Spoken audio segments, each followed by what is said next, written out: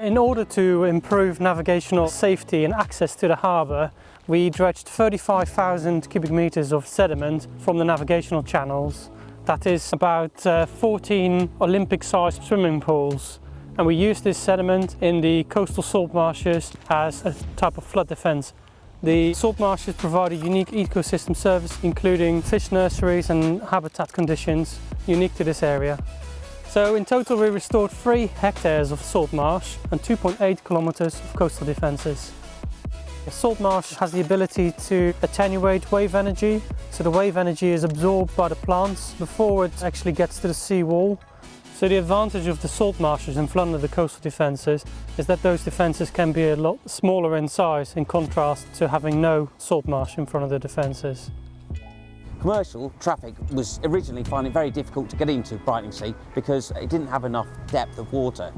The project corrected that, making it more available for the larger ships to get into the wharf. The leisure users who used to wait outside in the river can now access the creek at all states of the tide.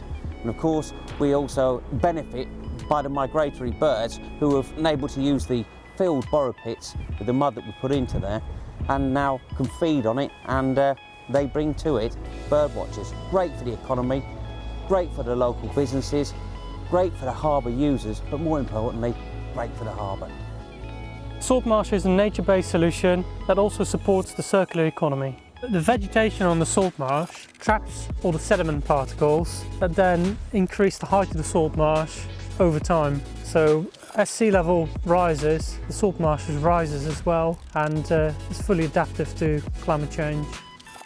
We've received a huge amount of interest from many organisations like the Environment Agency and Natural England, and they're all looking to copy what we've done here and adopt the practices that we've implemented. I think what we achieved with the project, using sediment as a resource as part of the circular economy and supporting the local communities as well as biodiversity, has been a great result, and that's something to be proud of.